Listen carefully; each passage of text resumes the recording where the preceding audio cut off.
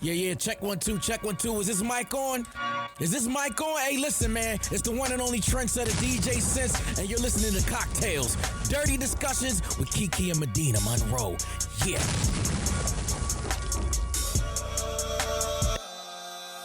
Today's cocktail is called a white chocolate martini.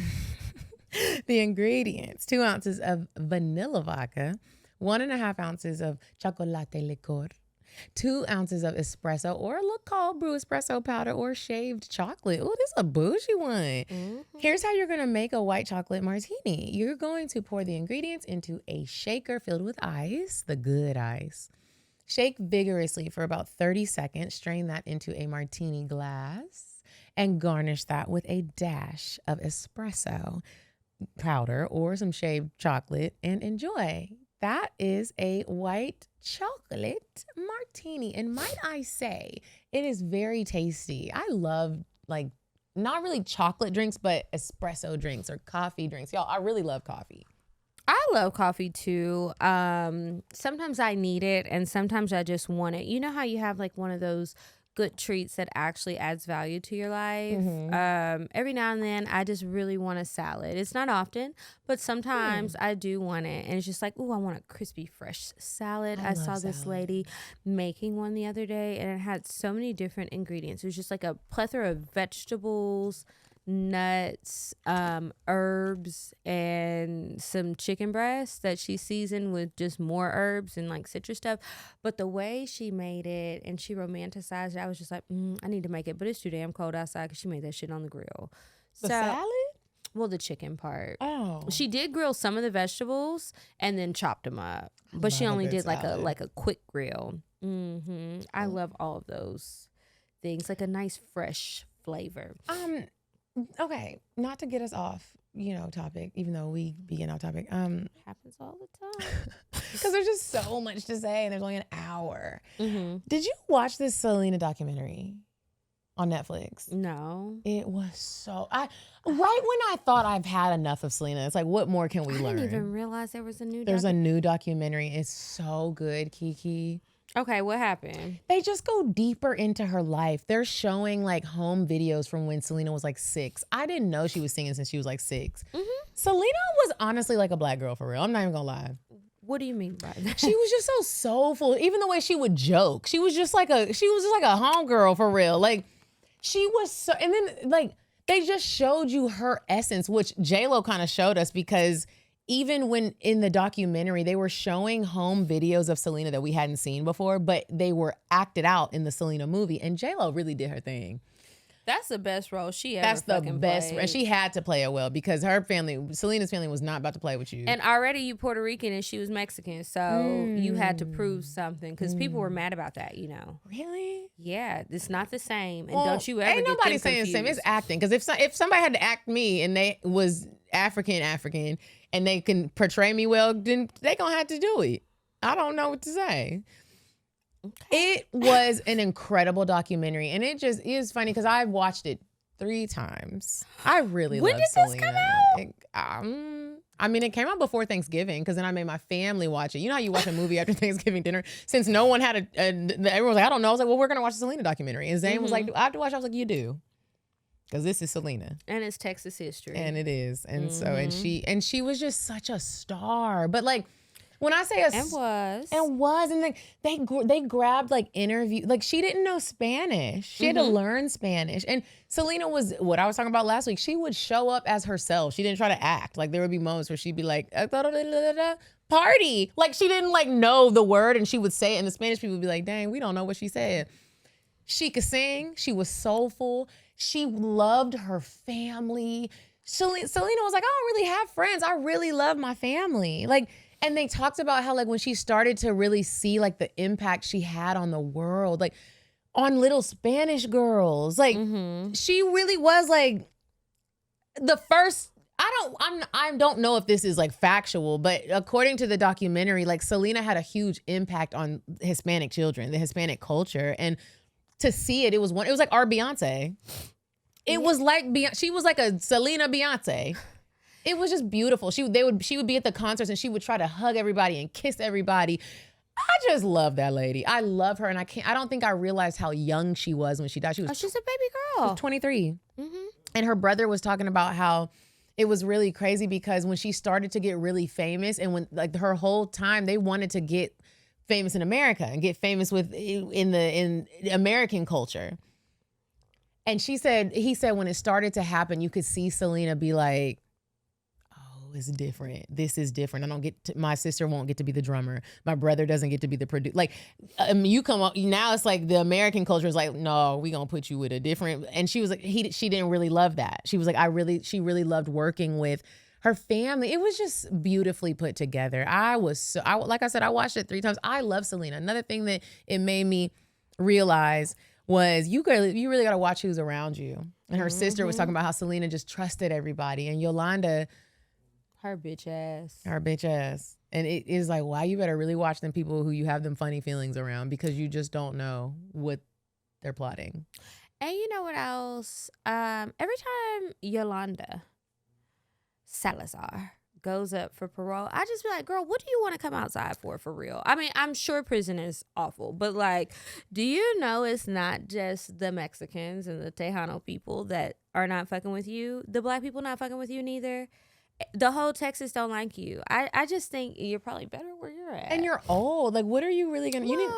I get wanting to get out even if you're old, but I just wonder where you're gonna live. That's what I do. She probably got relatives. Somebody's on her side, or her other scammer friends. I still can't believe she did our girl like that. I didn't see the documentary. I saw something about Selena, but I just thought they changed the cover art for the movie. So I'll have to check that out. I loved her story in the movie. I've read about her. I've watched a bunch of different things. I saw some of that shit about Yolanda some time ago, and it made me think about a lot of things. And what were you saying? You were saying something about her being a crossover artist. And I remember that even being like a thing in the movies or in the movie, and seeing how she was in the store. She's just trying to buy a dress. She was going to the Grammys. Imagine how crushing it must feel on the inside when you do got the coin. You are invited to go somewhere, and some bitch in the store is trying to size you up and act like you ain't got it because you don't look the part.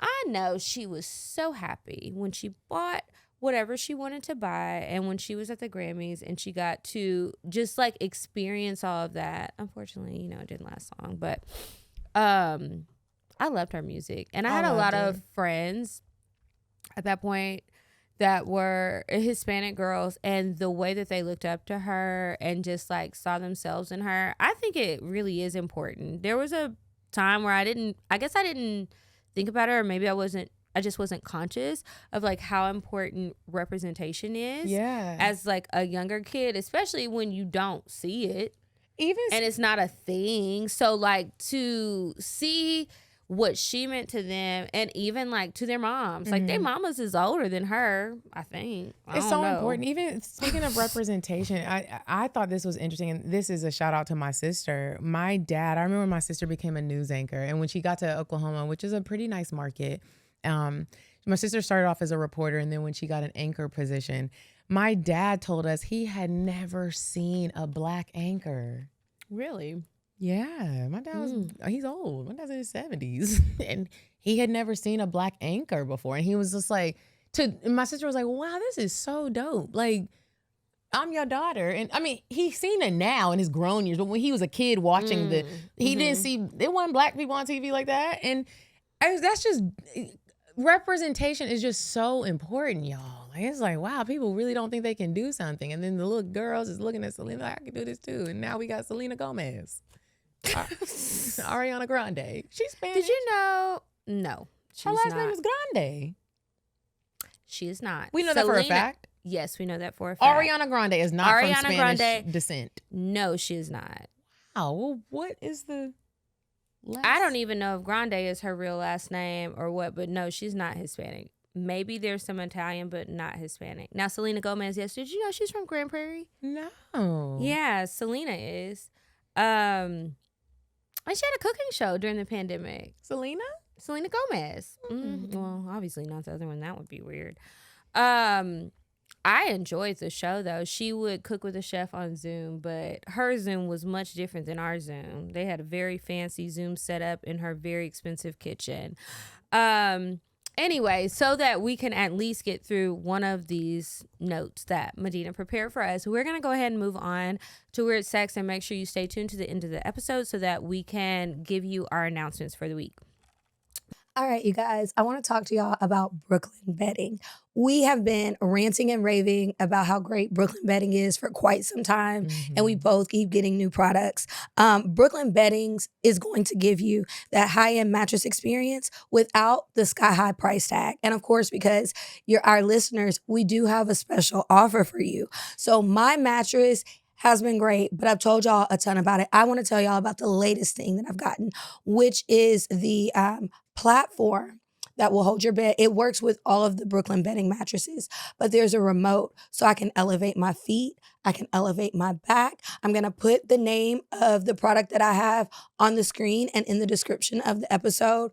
But when they say it is the Ultra Luxe platform model, whatever it is, y'all, it really does make a difference. And it also fits within my bed frame. Right. So that makes it easier. So I don't have to just, it's not giving hospital bed at all. It's very sleek, and they have other products. They even have other frames for you to purchase from them. And I got the high profile cooling gel memory foam pillow. I got 4 of them.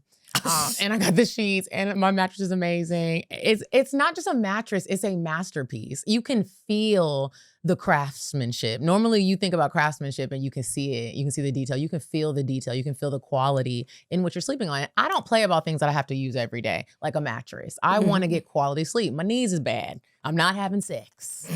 My knees is bad. But also, it's the holiday season. So I went ahead and I got another mattress for my parents for Christmas. And so they got the Aurora king size firm, and they got the there's like a pillow top you can add on it. And she hasn't opened it yet. They don't know they're getting it, but I am just so happy to gift them with my parents, I don't know the last time they got a new mattress. So if you guys are in the market for getting somebody a gift and you want them to have some sort of luxury and maybe you can't get them a house yet, get them a mattress. And so you guys go to brooklynbedding.com, use our promo code CockTalesPod at checkout, and you get 30% off site-wide. This offer is not available anywhere else. That's brooklynbedding.com and use promo code CockTalesPod for 30% off site-wide. Support our show and let them know we sent you after checkout. Again, brooklynbedding.com and use code CockTalesPod. And now we'll get back to the show. You said a man is not a necessity, a man is a luxury. Like dessert. Yeah. A man is absolutely not a necessity. Did you mean that to sound mean and bitter? Oh, not at all. I adore dessert. I love men. I think men are the coolest. But you don't really need them to live. So this week's Weird Sex is also from a listener. I had to make sure I was on the right one. Okay, so this is another one from a listener, and she writes in saying she hooked up with this man who told her he was quiet during sex. Not always alarming.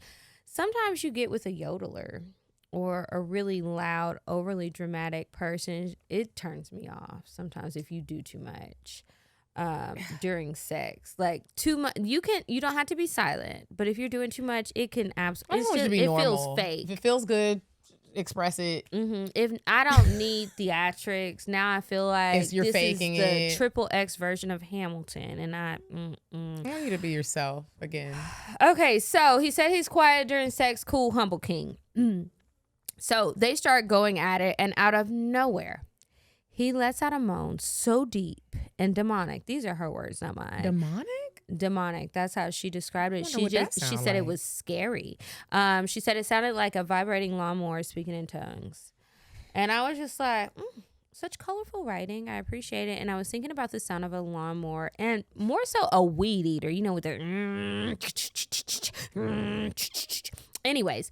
So that's what it sounded like. She froze, he froze. It felt like the TV froze. So she said he moaned like someone hit reboot on his soul, and it was just strange. Then he whispered out of his breath, "Sorry, that was my spirit animal." That would freak me out. Don't say no shit like that. First of all, the native said don't be saying that. I don't even know what it means. Yeah, they did say you shouldn't be talking about your spirit animal and all. What's wrong with the spirit animal? Well, it's something about the spirit animal. I think it has like some religious ties. But you know what I feel about the rules sometimes? Sometimes when it is something from somebody else's culture, it costs you nothing to just respect it because we don't know. Anyways, he says, "Sorry, that was my spirit animal." And she says, "Sir, why is your spirit animal a bass guitar?" I just really wish she was recording because I would like to hear the sound of this voice that sounded that deep. Anyway, she said she couldn't finish because every time he touched her, she heard that moan replaying like a haunted house sound effect.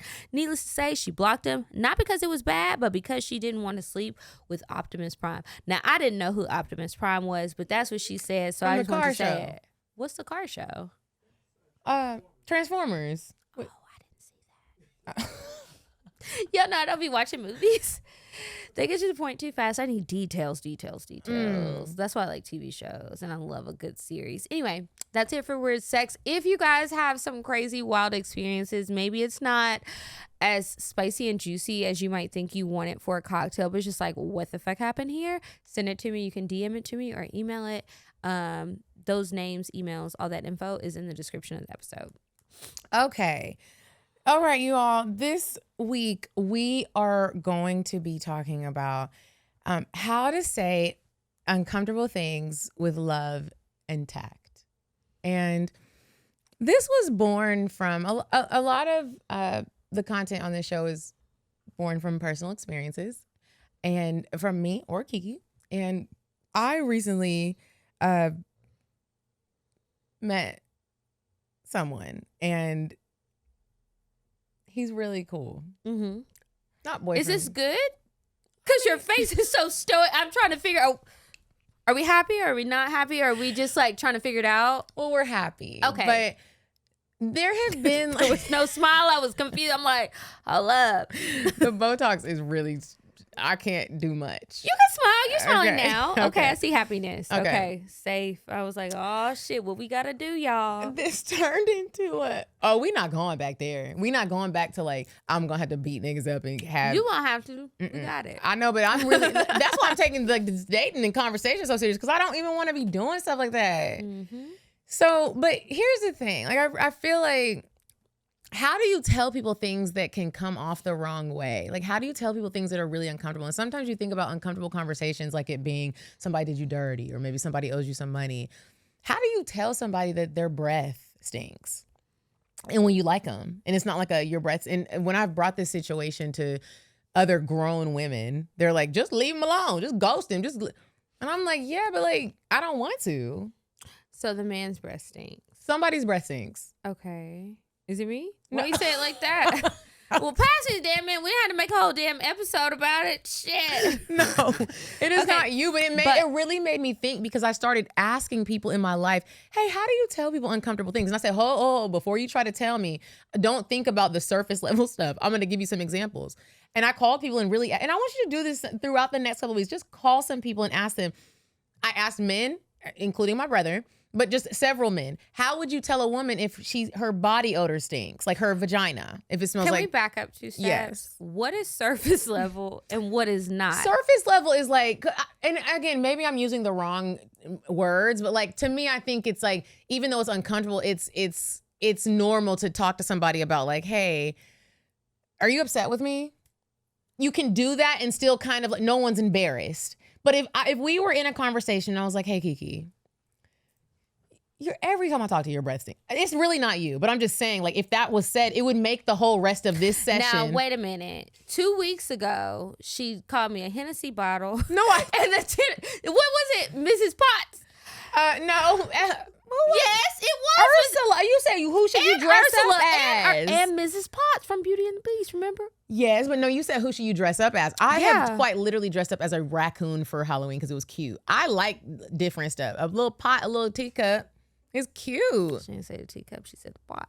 But okay, to your question, let me stop playing. Telling somebody they have a booger in their nose. That's kind of like, you can move past it. But if somebody has the breath smell that is like something is internally wrong, not just you ate something and your breath stinks or you didn't eat it all. We know the difference, right? There's 3 levels to breath stinking. There's you ate something and you ate some onions and it's like, ooh, I know my breath stinks. And it's like, oh yeah, you need some gum. And then it's like, we can move on. Or there's you didn't eat anything all day and there, you know the smell of your breath when you didn't eat anything. Do you not? I do know the smell, but I'm just thinking about the fact that there are these different smells, but sometimes deeper issues smell like there's those same issues. Okay, now I can smell the difference. My senses are like I can smell a fart before it comes out of a butthole. It's weird. And so there's a difference between when you're eating, you haven't eaten, and when there's something medically wrong, like gut health or you got have gingivitis. Sinus issues. There's a lot. And so I was asking, when I was giving the most uncomfortable things to me, which is you smell like fish and your breath stinks, everyone was like, I'm not going to have the conversation. I'm just not going to talk to them anymore because it's so uncomfortable. What have you said? Nothing. To people. I haven't said it. And it made me be like, what is a way that you can say it to make it not so embarrassing? And I've been role playing it. With your sister? My sister. Okay. I role played it with my brother. I role played it in my Lover Girls group chat. One of the girls said, why don't you say your breath is unsettling? I said, that sounds worse. Yeah. If you said your breath is unsettling, Kiki, I would cry. Just try to act like we're at dinner and my breath stinks and just try to tell me. I can't. This is what I would do. Ooh, where's my purse? Can you pass my purse? Yes. Oh, thank you. Oh, girl. I don't know what I ate. My breath is funky. Here you go. I don't want any. I promise it's not going to burn. I don't want any. And I'm still drinking my drink. Okay, if you change your mind. And I'm going to leave it there. And then does my breath stink? Yes. Since you asked, I will tell you yes. I'm not going to tell you your breath stinks. I'm not going to do that. That is, but I think, why? That's what no one can tell me why. I will tell you why. Because there is no way to tell somebody that they stink, their breath stinks, certain things like that. There's no way to say it without coming off rude. If your breath is offending me, I can make suggestions. And if you don't pick up on the signals, I have to make a choice. I can also leave. If your breath is unsettling me that much, I can settle the tab and go. Or I can move around because I also have that choice. It's not like I have to sit here, and if you don't smell it or you don't taste it or it doesn't bother you, hey, that's your business because I'm not taking care of it for you. So I think that there are certain things that are so rude, no matter how you spin it, that there's no way to approach it directly without coming off rude. And if I care about you, I don't want to do that. I would rather just make suggestions and maybe urge. Yeah, that's how I handle it. Not all situations, but the breath stinking or if you smell like fish. Because you mentioned that too. Like, I feel like if you smell that, if I smell you smelling like that, you gotta smell you. And if you don't, nothing I can say is even gonna fix it, help it, nothing. You gotta smell that shit and you gotta take that up with a doctor. I'm not a doctor. But okay, let me chime in because this is again, I've been having these conversations with people and I think this is the interesting thing. You remember we had Carlos on and he said that the women smelled like fish and he thought that was just the normal scent? Mm-hmm. Do you remember that? Yeah. And he said, he was like, that's just how women smell. And we had to tell him like, well, no, fish. Baby, that what means kind of fish you eating? There's an infection if that's what that smells like. So then I got to thinking even more and I was like, wow, since the breath and the fish thing is such an uncomfortable conversation, people just don't have it. And what sometimes people don't realize about your breath smelling, the medically unfresh smell, it's a difference, y'all. It's different. I always describe it as it smells like there's little people in the back of your tongue stomping on burning shit. And it just never goes away. They can funk up the car if you have the windows. I mean, it really is an aggressive smell. And it's offensive. And funny. It's not funny. Because in the reason it why was just your word choice. Funny. That part was funny. The That's reason all why I'm I laughing say it's at. not funny is because here's what I have really been doing extensive research. I call my uncle who's a dentist because I Research on breath. Oh, and okay. and side teeth missing. If we're just gonna call it, and side teeth missing. And I know people that I saw love that on the list. that they side teeth is missing. And I was like, is this our correlation? Why is it when people are? And I'm gonna get back to the breath, but like when the side tooth is missing, when anybody that I've met, family, loved ones, friends, I know all of the above that got them teeth missing, and it's always the same positioned tooth. So then I was like, is it irreplaceable? Yes, most times. That's not true. And when is it not replaceable? No, it's and that's why I said I was gonna call. Oh, that's what I was saying. Replaceable. I thought that it was irreplaceable because whenever I see an adult missing that tooth, no one gets it fixed, and we're all at an age where you. Sometimes it takes time. You might need a bone graft. What I'm saying is, I called a professional because I said I've been talking to people who are not dentists, and I thought it was an addict tooth, and I've seen that, and I've never done the research. I was just like, it's an addict tooth. Called my uncle, and I was like, "Can I ask you a question, Uncle Leon?" He was like, "Yeah," and it was in the middle of the night. He was like, "Is everything okay?" I was like, "Everything's okay." The things that keep you up at night. I said, "Can you answer me this? When people are missing that side tooth, because it's only adults." Why is it missing? I said, why do people not get it fixed? Like, is it irreplaceable? Beyonce, remember that irreplaceable song?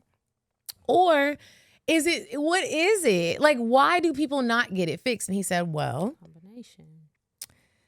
He said, there's a few things. And then I said, is it an addict tooth?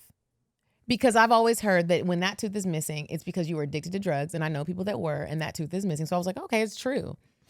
And he said, no, that's not true. And I was like, I mean, I never did research it. I just been going with that's an addict tooth. You heard it. Yeah. And I just was like, who would be just making that up? Somebody clearly did.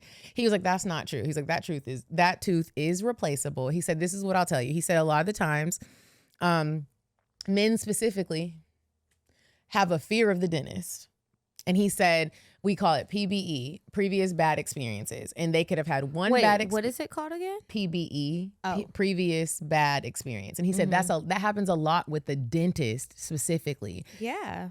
Like he was like, one bad thing could have happened. One hurtful thing, one traumatic thing in the dentist, which is, I've never been scared of the dentist. But he was like, you don't know what could have happened. Sometimes things happen and then people are like, I'm just not going back. And men really don't go back. Black men specifically. He wasn't like roasting. He was just like, this is just what I've seen. And he said, I have clients that will drive down a long distance just to come to me so they don't have to go to a dentist in their area because they had a bad experience. He said, so it's like a real trauma. Yeah. So he said, there's that. He said, then a lot of the times people assume that it's going to be very expensive. However, he said it might be. He said, but as an adult, if you're leasing a vehicle, if you pay a mortgage or you pay rent or you have anything that you have a payment plan on, you can talk to your dentist and you can put it on a payment plan, but people don't realize that. People think if you don't have dental insurance, you just can't get it fixed, so they just don't look into it. It's just kind of, I always say this, it's like when people have bad credit, they just be like, I'm just not gonna fix it. I'm just gonna live life with bad credit. And it's like, why would you do that? There's steps that can make this easier before it gets worse. So I said, would you ever address somebody with their side tooth missing, and is there a way to deliver it where it's not rude because it's uncomfortable? He said, yeah. He said, I think if you like the person, you should say something like, do you have a fear of the dentist? Because I wanted to address your side tooth. And if you do have a fear, do you want me to go with you? Pause. What is the intro to that? He said at dinner, maybe you just say, I noticed your side tooth is missing. And he really wasn't laughing. I was like, I'm sure he was. Is this the uncle I met in Harlem? Yes. And he, how he talks? He talks slow. He's a New to Yorker. The point. He said, nice because, man. Yeah, he's like, listen, because if you like the guy, and he said, no one's telling him. And it made me think. He said, Medinah, let me tell you something. He said, you want an honest relationship, right? I said, yes. He said, you want like a solid relationship, right? You want to be able to talk to each other about anything, right? And he was like, but then you can't talk about breath and you can't talk about side teeth. And then, it got me into a whole I'm like thinking. I know this was a deep middle of the night conversation that was just like going and going. How can I say I want honesty and truth and I can't even address breath? or ask you, like, have you ever thought about getting this fixed? Do you think that you can, consciously right now, do you think that you could address that with somebody with tact and care, even when you deliver the message and then after you deliver the message? Because sometimes what I have found is when people are delivering hard truths, tough truths, the part that many people forget is you give the truth and you try to handle it with care, but after you say whatever you have to say, after you do your delivery, that's it. And so it's like, okay, well, where's the rest of it? Sometimes I think, not that these things can't be addressed, but I think that they are difficult, to answer your original question. I think that they're difficult to address because people don't know how to do it. And most times when you're delivering it, if you really care about the person, you love the person, or, you know, you care, at least care, you don't want to hurt their feelings, but sometimes truth can be hard. And then you don't know what to do, so you might become avoidant after, especially if you realize they didn't take it well. Do you think that you handle the aftermath well to deliver a message like that? Here's what I think, and I don't know because I know nothing. I have never had to tell someone that I like that their breath stinks. I really haven't. And like at the age that I'm at now and the point that I'm at now, it's like I am saying that I want certain things and then I can't produce it. And to me, that's a problem for me. I want honesty. If my breath stinks and let's say my breath really did have a medically bad smell, or even I ate some onions and it's bad, and we're about to go do a meet and greet. I don't know, and my breath is stinking and you're just like, I don't want to hurt her feelings because it's just gonna give you the meds. You've given me the meds. So right, but let's say I'm saying it where let's say I'm like, I don't want a med. And it's like, you have to tell me. I do want you to tell me. And I don't think that, and I think where Are you sure? Yeah, I don't want to go into a room full of people and now the whole room stinks and I don't know. And I've been Is it limited to that? Like, okay, I'm saying, is it limited to somebody can tell you something where you might walk in a room and do something where everybody is like, her breath stink, like an embarrassing situation? Or is it all encompassing, like anything that somebody else thinks that cares about you is open to share? Because sometimes I think people have a hard time differentiating. This is not that. I'm literally talking about breath stinking. Okay. It's a breath stinking moment. Nothing else. This is not deeper than that. It is, because what I'm saying is it's not that big of a deal, yet it is that big of a deal, because everyone that I've asked, like, how would you say it? They're like, I'll just leave him alone. But it's like, well, what if you like him? Well. And it's like, But I have been ghosted before and you wonder why. Everything was going right. You don't know what happened. Have you ever smelled like fish and no one told? I want to know. I really do want to know. I know sometimes I've been like a little tart and I was like, ooh, I need to go home. I know one for a and it's like people be acting like you've never stunk before. Not only did I stink, I was in the video shoot and it was a bad odor, and it was like everybody found it easier to be. It ended up being mean anyways. It ended up being it's worse that way. It's too, worse, right? as opposed to if somebody would have just been like, hey, do you know that the smell coming out of your mouth, it could, because then I started talking to my brother's really big on health, and so is my dad. And so you could be saving, I'm not trying to be extra and dramatic, but like when you have a certain medically bad smell in your mouth, and y'all, it's a specific smell, it can relate to gut health. That can save your life and mind you, I still didn't tell the person, but because it is uncomfortable. But it could be something where it's like, you know how sometimes people get sick and everyone's like, dang, this could have been addressed. But you didn't know because you didn't know that breath stanking has something to do with gut health, and also gum disease it can affect your heart. And your brain. But we're saying like, and we also, and I try to just follow me. And it's me. I'm not saying that you guys want this.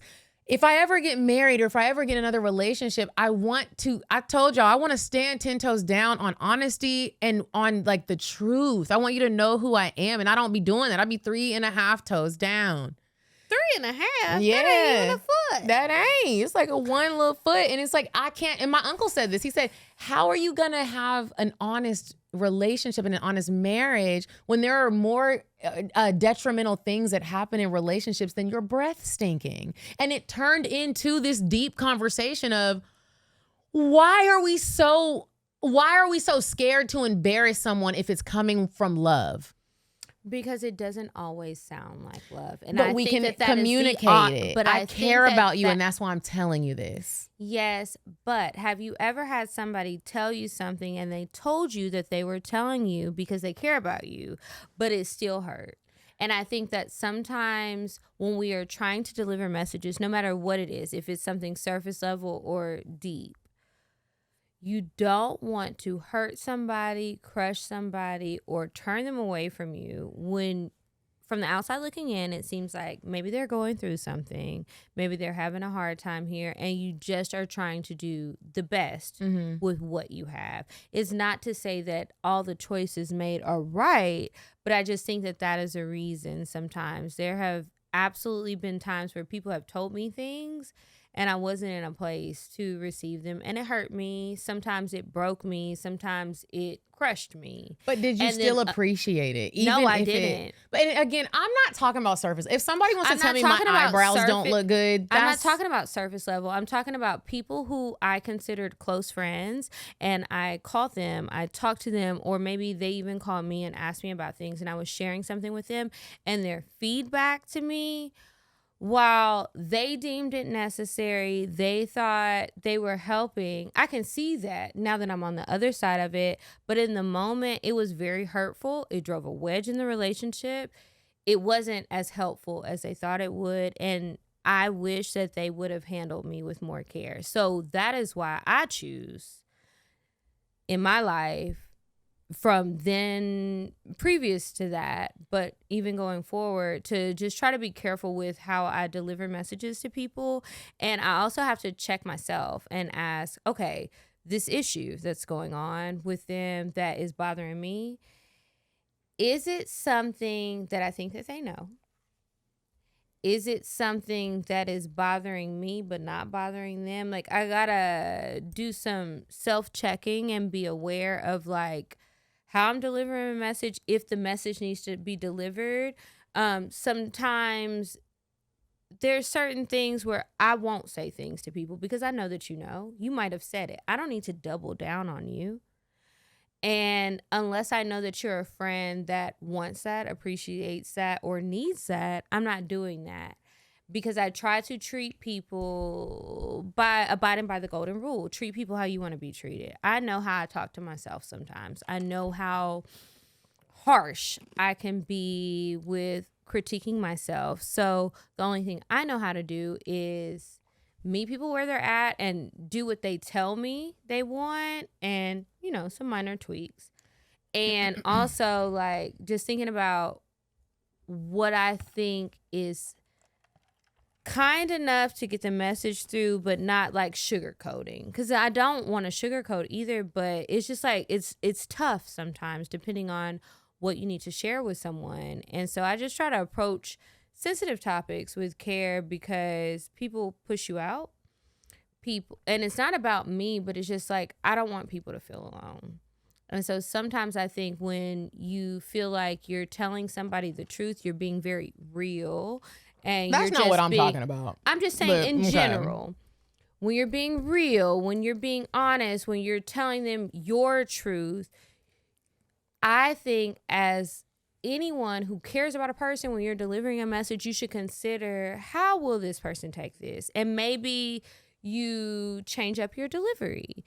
You you ask a few questions before you just come in saying stuff, because you just never know how that can affect somebody. And I just think that that's something to think about. I don't think that you should just not say anything all the time, but if you can't find the words, maybe you're not the one to do the job.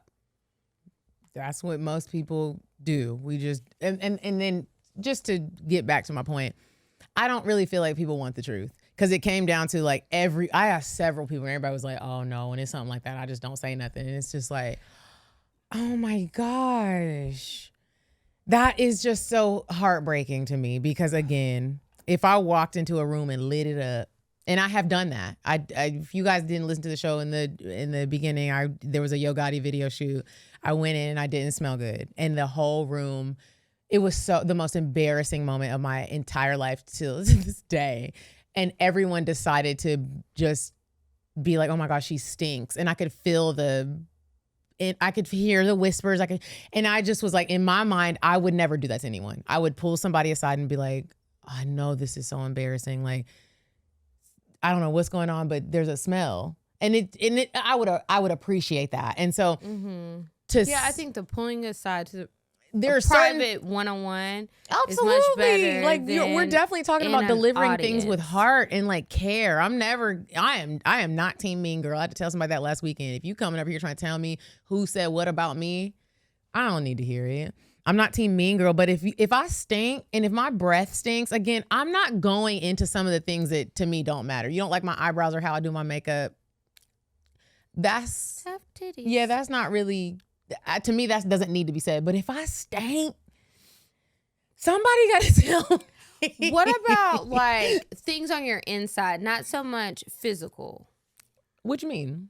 Like what if you do come off as a mean girl?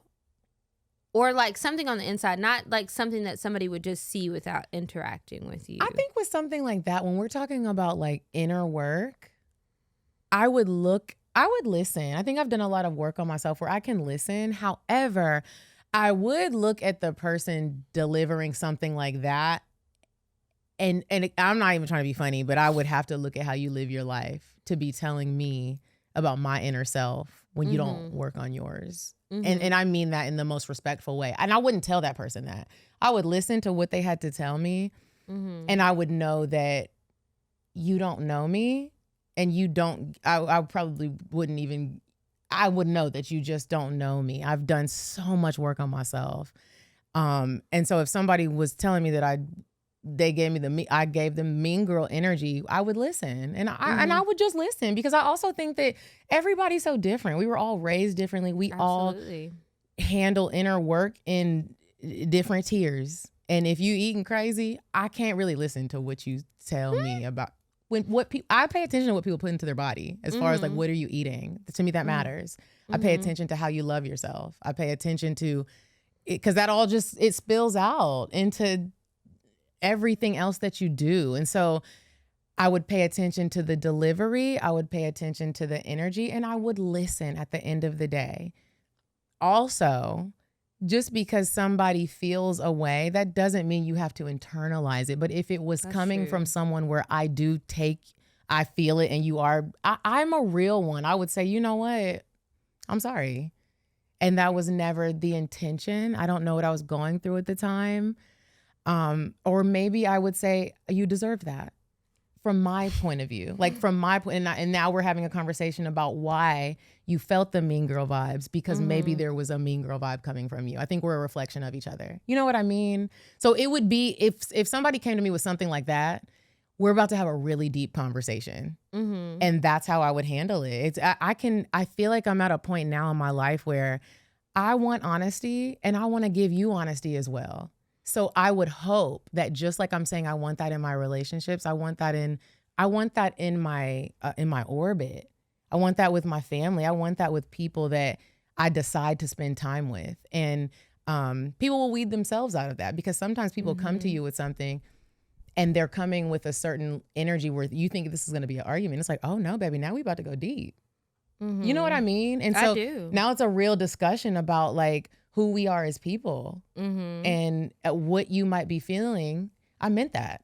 You know what I mean? It's like, are you calling it mean girl vibes, and I'm telling you what it is. Sometimes I think that people, like when you do share how you feel about someone or a situation or whatever the case may be, it's like, okay, I can lay out my feelings. And if you feel something contrary to what I feel, then you think that somebody has to change. No. I personally don't think that anybody has to change. I find it enticing and interesting when we can both share our point of views and we don't have to agree. We don't have to get to a point to agree to disagree. Sometimes it's just like, let's hear each other out. That's growth.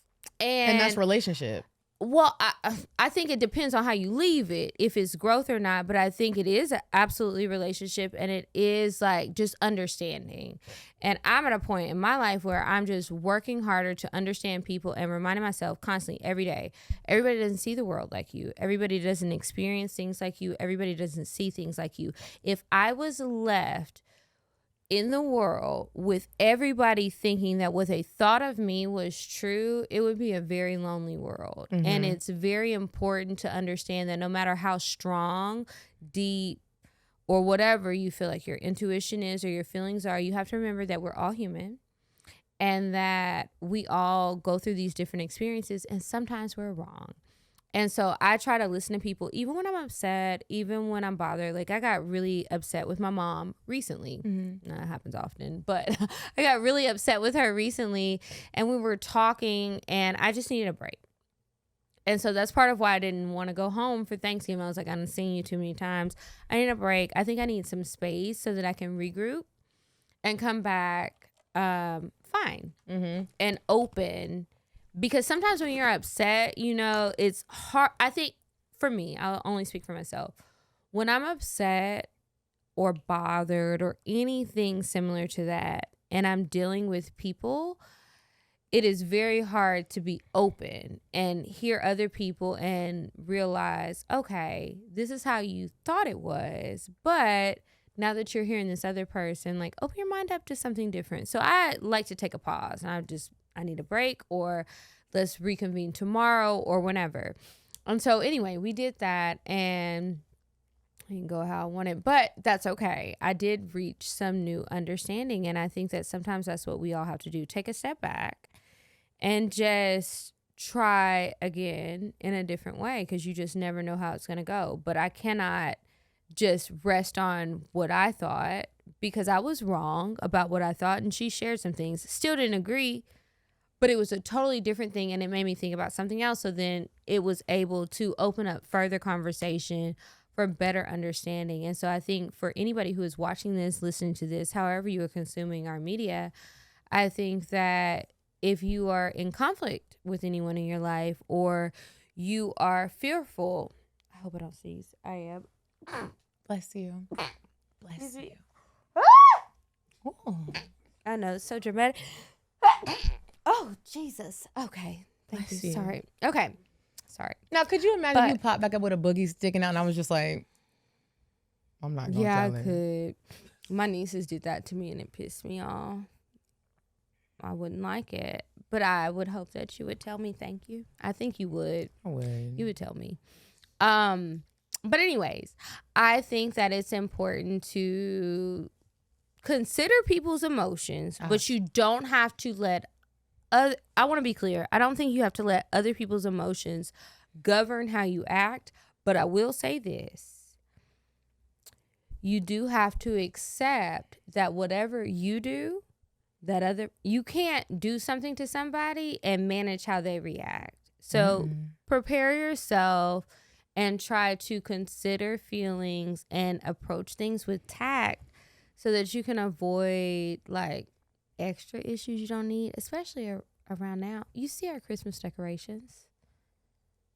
It's holiday season with Santa Claus, not DJ Holiday. Remember when DJ Holiday came here and the episode got deleted because that was a computer crash? Ooh, that was bad. Ooh. Oh, that was really bad. But thank you for the decorations. They're beautiful.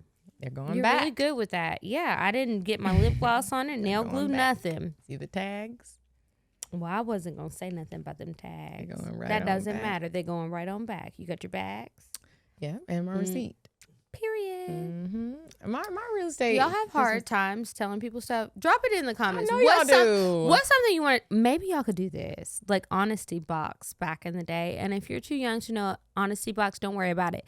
Just drop a comment from your anonymous profile and say something that you want to share with somebody. No names need to be released, but maybe it's something you're having a hard time.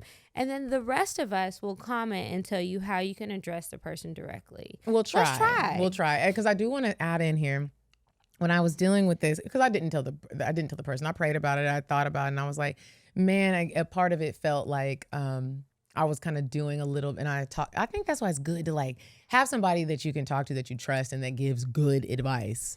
And I was talking to my sister, and I was just like, you know what? I think I decided I'm not going to tell him, because like, he's not my husband, and we don't have any like a lot of skin in the game with each other. I don't want to embarrass him. Now, I'm not going to be kissing on you like that. And now if you ever ask me why, then we have a reason to tell you. But I am never in the business of wanting to embarrass anybody ever. And I don't want to be embarrassed. And I couldn't figure out a way to deliver it, like you said. And so I was just like, dang, like that's not going to be tough. At dinner. I'm telling you, your breast thing. Now we still got to eat dinner. Mm-hmm. And he didn't order the garlic bread because I still want to go. I'd rather it smell like garlic. Yeah, it already smelled like garlic. So it's like, do I eat it or do I don't? But then I talked to my brother. It's interesting because men and women, my brother was like, you could be saving someone's life. Gut health is real and people be getting, especially black people, get certain cancers and certain illnesses that could have been addressed and you just thought your breath smelled like that was normal and it's not. And you need to be flossing, y'all. You need to go to the dentist. I don't care if you're scared, go. But anyways, I didn't tell him, but I have been told uncomfortable things. I recently, and this isn't a breath thing, but I had a friend, and you know, because I had to hit you up. I had a friend hit me up, and she sent me a long text, and I hate opening a message and seeing a long 2-3 paragraph text. It gives me anxiety. I know something's wrong. I like to send them. Fucking hate it. I hate it. Like just so that you follow my thoughts.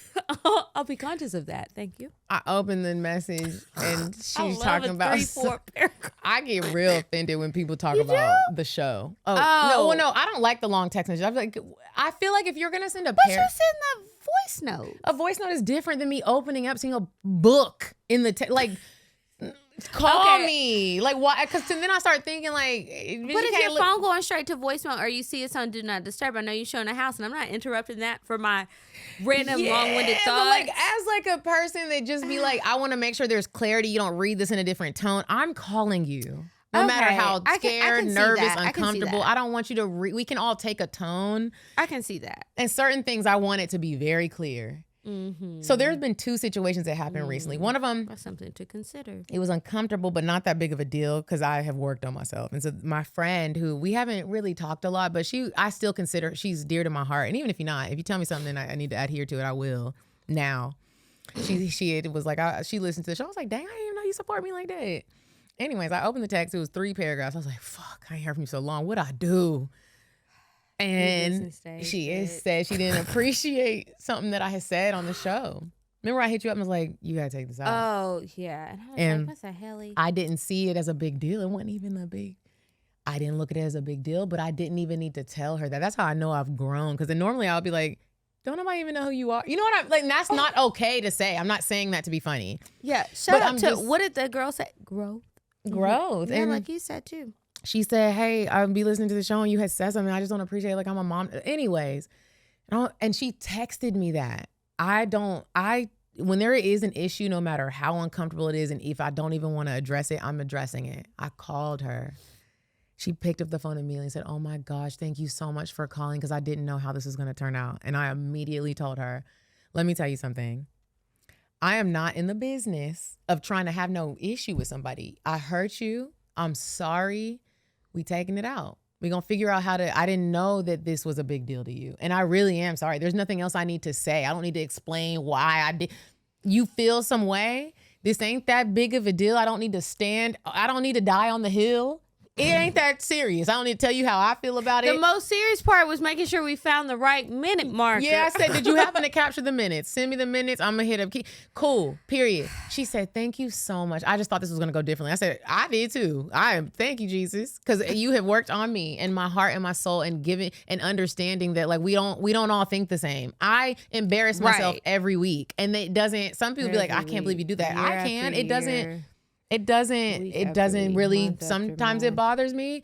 Most times it doesn't. And a lot of the times I care so much about storytelling and sharing my story that it doesn't bother me that much. And so it bothers me most on PMS weeks. What, cause do you look bad? I only feel bad when I look bad. Just overly irrational and emotional. And that's why, even though I know it's annoying, I like to announce my period is coming. Is you about to cry right now? Maybe. My period is coming. Okay. It's an announcement. But I ordered my prescription so I can delay it because I'm about to be outside next week. Like sex outside? I don't know if it'll be sex. I really just want to eat jerk chicken and oxtail. I'm be in Jamaica, baby. I want to jerk. I'm going to be in hedonism. Oh, you are. I don't want to be a heathen in hedonism. You know, what something else would you random, be? Just a spectator. No. I did not participate in everything last time. You don't know because you wasn't there. But But you... Yep. Okay. I was watching a lot of things. I mean, I did some things, but I don't know.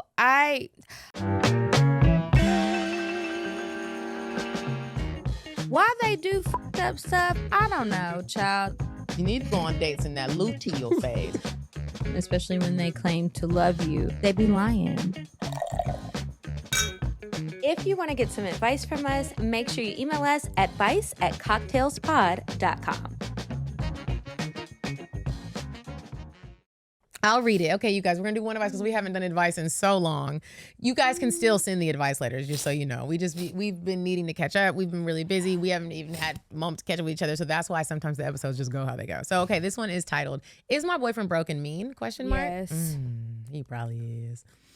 I'm trying to figure out if my boyfriend of 2 months is someone girl I should continue building with, or if I should just end things now. 2 months?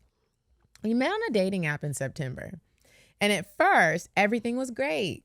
He's a long distance truck driver and I'm in healthcare administration and just finished my master's degree. I'm not going to lie. I'm saying no to both of them because, again, I be reading and I'm looking at people for who they are. Truck drivers are busy and bitch, you in healthcare. I know you busy. I just had to tell my nurse friend that. You busy and getting paid, bitch. Truck drivers get paid. They do get paid.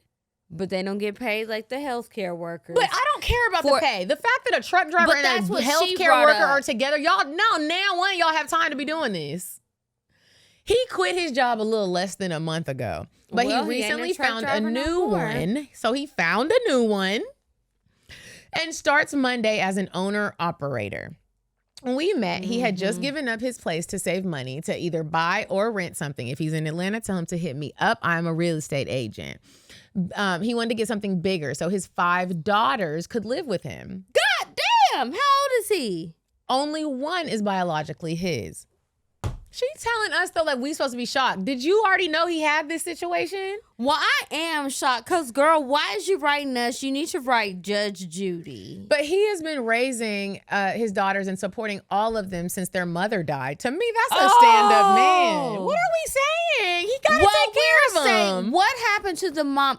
He's not died. Okay, but they still had a daddy. He's the dad. I thought she said that wasn't their dad. But he was with the mom. Only one is biologically his, but he has been raising all of them. So where is the rest of their daddies? That's all I'm wondering. That's the first thing that comes to your mind? Not the first thing, but that's the most... Because it's not him that's writing letters. It's a third people party. that they were raised by dads that were not biologically their dad. That's a stand-up guy. Okay, so that's a stand-up guy. And he's a stand-up guy, but it's not the guy writing the letter. It's a woman writing the letter, so right? She should see that he's a... To me, that's a... Well, let's keep reading and let's see. Okay. And even before that, since she lost custody years ago, he was taking care of the kids. I'm sorry. Why did she lose custody? I think he's a problem. Okay, let's keep going. Because he hasn't been working and doesn't currently have a place. He's been staying with me. He has been... contributing, buying groceries, doing all the cooking, helping with my car issues. Is he a mechanic? I still don't see where the problem is. Somebody's helping you. And he got daughters and you... Okay, so it's not like he's freeloading. When he first came to stay with me, our intimacy was great. We were having sex often, showering together, spending a lot of time together. But the past 2 weeks, we've only had sex twice. 2 weeks. Okay. I'm a very sexual person. And with everything I've been going through, sex is one of the main ways I connect. You need to do hot yoga because... Pause. Did I miss something about her sharing deeper connections in like surface level stuff? Well, because she doesn't care about anything else. Okay. She doesn't care that he's buying her groceries, he's fixing her car, he's cooking for her. He's doing services. He's doing almost everything you need. Okay.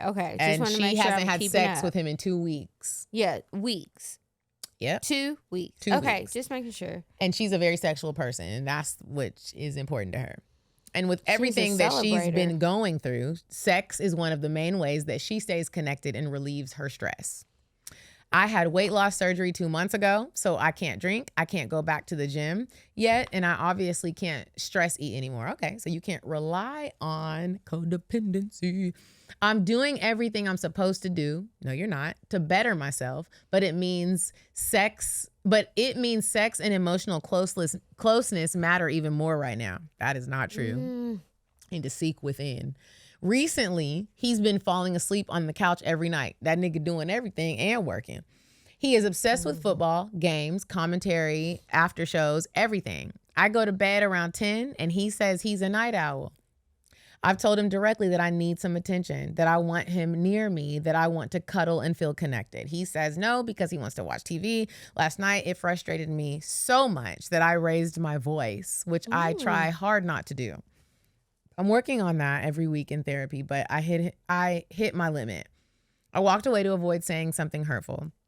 Then I cried myself to sleep because I felt rejected and abandoned. He wasn't like this at the beginning. They only been together 2 months. Yeah, it's like, where did the beginning start and end? I'm confused, but I'm listening. I'm trying to keep up. The change has been moving sudden. so fast. The change has been sudden and it hurts. He recently told me that he's been feeling insecure because he hasn't been working, which is Duh! Have you ever been broke, bitch? Do you know how that feels? It makes you break out in hives. I've tried to be supportive and encouraging. How? I haven't heard how. What was encouraging? You complain about him playing the game. That's probably his only outlet. He want to be on them shoot 'em up games because that's the only thing he can do. He can't shoot his boss. He needs his check. He can't shoot you because he love your kids. What is up? Did you make the man a hungry man warm up meal? She not cooking. He's cooking. I said warm up, not cook, because I don't consider them the same. But he probably had to make his own damn hungry jack meal, huh? Oh, Jesus. Okay. I've tried to be supportive and encouraging, especially because he already has a new job lined up. Oh, you making us look bad. He's busy. I've never made financial demands or pressured him because you don't have to. You're a goddamn lie. But I don't know what to do or whether this is even worth another conversation. It feels like he isn't seeing things from my perspective. I can own that sometimes I don't articulate my needs perfectly, but I've tried. So I guess my question is, am I overreacting or is he being inconsiderate? How do I approach this conversation so he really understands how this is affecting me? Or is this relationship already a lost cause? It feels like the initial spark and infatuation have faded. And emotionally, we're just not aligned. He's told me he loves me and wants to marry me, but his behavior doesn't match that energy. Is the unemployment really messing with his head that much? Yes. Should I wait and see if things change once his money starts coming in? You need to leave. Or is it better to walk away now? I'm 30 and he's 38. Okay. Can you tell me if I missed something? You didn't. I think. Because I'm really curious. Like, these are her kids? No, they're not her kids. They're his kids? Yeah. So how does she involve herself with these rascals? She didn't say. It started off with, I'm trying to figure out if my boyfriend of 2 months is someone I should continue building with. It sounds like you're unhappy, girl. Leave. Yeah. You need to leave. I don't know what that came from, but I saw it somewhere on the TikTok. I'll find it. I'm going to post it every day for probably 30 days once I find it. You need to leave. And y'all just all need to hear that sometimes before you write in. Keep writing in. We'll laugh about it and we can talk about it in Kiki. But sometimes you need to accept. You need to leave. I also think just because you like somebody, you don't need to get into a relationship with them. Sometimes you just have fun. Sometimes you just to know them. Even if it is serious, you don't have to put a thing on it. Like, get to know. I'm pro that. You ain't gotta put a thing on it. You don't have to put a thing on it. Like, you're trying All you gotta put on it is your feelings, and you share your feelings with each other. You just move on that. Don't worry about the titles. Don't worry about all that fussy mess. Don't you do it. And also use this as a learning lesson. I see a lot of things you need to learn, but I want you to see what you need to learn. What do you think she need to learn? I think you need to know if you want to date people with 5 daughters. Valid. That is a very valid point. I think you need what to else know. you got? You're insightful today. But this is the thing that I'm talking about. When you ask some of these questions and you do some of these things, like go to a library and read books, you get to see both sides of the awareness level. But honestly, ma'am, you're the one who's not aware. It seems like you just want a man. And I want you to have what you want to have, but I also want you to be healthy in the decision-making process. I really do. And you're talking about, he said he want to marry me. That no longer makes me look at a woman and be like, oh my gosh, you're so lucky. It makes me look at you and be like, one of y'all is stupid. You've known him for 2 months. Been there for 5 years now. You don't even know him. He doesn't know you, and that's okay. It's not a judgment. It's just like maybe you should sit down. I say this every episode. Y'all gotta sit down. Sit down and read a book. Go to Barnes and Noble. Sat because y'all don't understand good English. Sat down. It's like you're SAT down. You're mad because somebody doesn't want to have sex with you. And quite literally, when you get married to someone and you read the vows, at the end of it, it says for better or for worse. And normally the worst is not sex being absent. The worst be a lot of shit. Have you seen that video of that girl that's eating the barbecue place's macaroni? She's like, yeah. Sometimes that's how I feel about the things that I see people dealing with. And when I have my retrospective moments in private, that is absolutely what I look at with each and every single one of my decisions. So I'm with you. And let me just tell you something. It's embarrassing. I read, I listen to podcasts, and I do a lot of research about relationships and emotions in general. I might pronounce some words wrong, and I might not know everything. But one thing I'm going to do is know myself. And I listened to a podcast recently, and what was said was, it's called Next Chapter.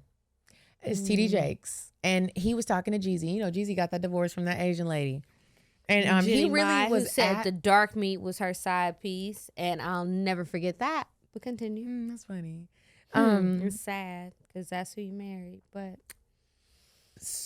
so one thing that TD Jakes told Jeezy, because a lot of us just be talking, including me, I'm us, like we just know what we're talking about, and really none of us know what we're talking about. We don't. But TD Jakes trying does. to figure it out. He said, well, this made me really look at him just in a different light because it's just so honest. It's like people be looking at like certain things and it's like, you sound silly.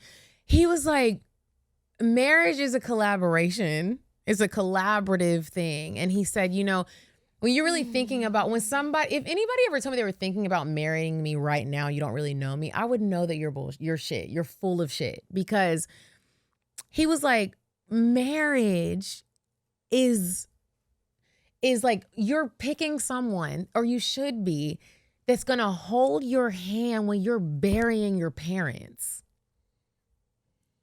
Marriage is somebody that's going to be there with you. Like, and it's like weird.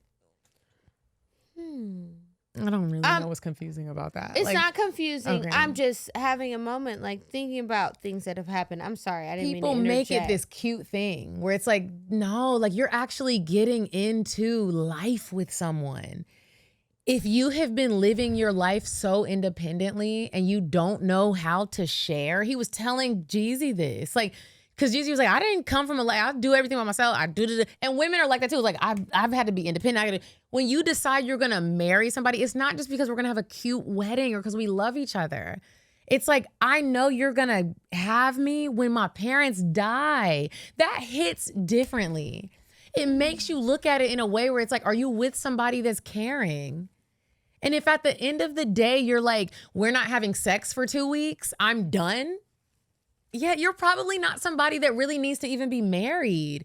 Marriage, or in any sort of relationship. I mean, for real. Like, it's like when you look at relationships, real friendships, real loves, even if you didn't end up with them, you look at sometimes some of the hardships you've been with, people that you still rock with or that they can still call on you no matter what the fuck happened. And it doesn't normally come down to, we just went through so many great things together. It comes down to like, you actually know me. You saw me at my worst. Or you didn't leave me. And you talking about sex? Frustrating. That's heartbreaking. There's kids die. You know what I mean? I just don't feel like people really think about what you talking about when you talking about I want to marry you. All right. You gonna be there with me when I'm burying my parents? And are you gonna be like, hey, get over this? That happens. Y'all better be paying attention to people's habits and what they do in their free time. Are they giving? And I'm not talking about money. Do they help people? Do they care about people? How do they deal with the things that don't cost a thing? How do they deal with when you're going through a hard time? Not don't cost a thing, but don't cost money. When they cost your time, your emotions, your everything. It made me cry because I was thinking about what it was like when I lost my granddad and who was there and who wasn't. Everybody can't handle stuff like that. And again, it's That's just like, very true. Pay attention to the right things. You talking about that sex. Matters. Bro, if you're someone where you're like... You can buy sex down at Insurrection or Tokyo Valentina or wherever the fuck... Get you a celebrator. You can be done in 20 seconds if that's all you need. And if that's all you need, no shade. Go get it. Use our code. But if you want a little bit more, it's going to take a little bit more. Girl.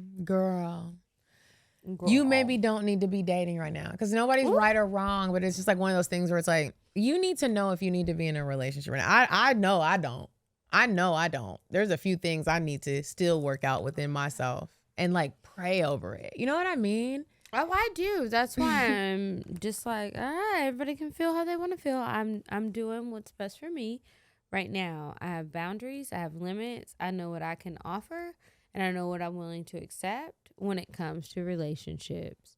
I am a firm believer that you can care about somebody and show up for somebody without fully committing.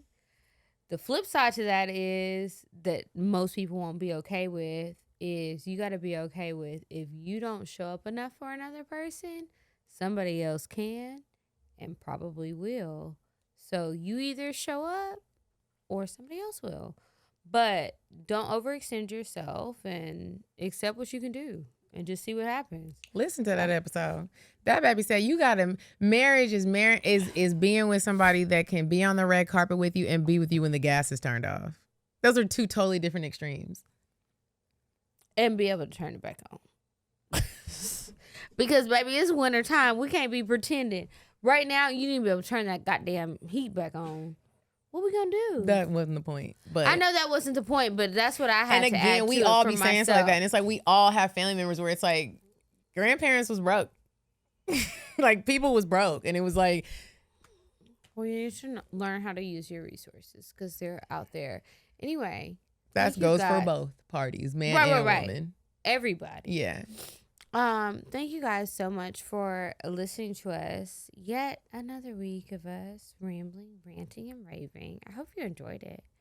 If you guys have a question that you would like to ask us and maybe we'll answer it on the show, you can email us advice@cocktailspod.com. If you have a spicy, funny, embarrassing, whatever the theme is for your story for a cocktail, if you're a dentist, cocktails@cocktailspodcast.com. If you are a dentist and you would privately let me bring somebody to come get examined and don't talk about what we talked about on the show, just to get them together to make sure it's not something detrimental, please DM me. And on that note, we're gonna go. I hope you guys have a wonderful night. Happy holidays, and we'll see you. Goodbye. Bye. Bye. Bye. Bye. Bye. Population. Goodbye. Bye. Bye.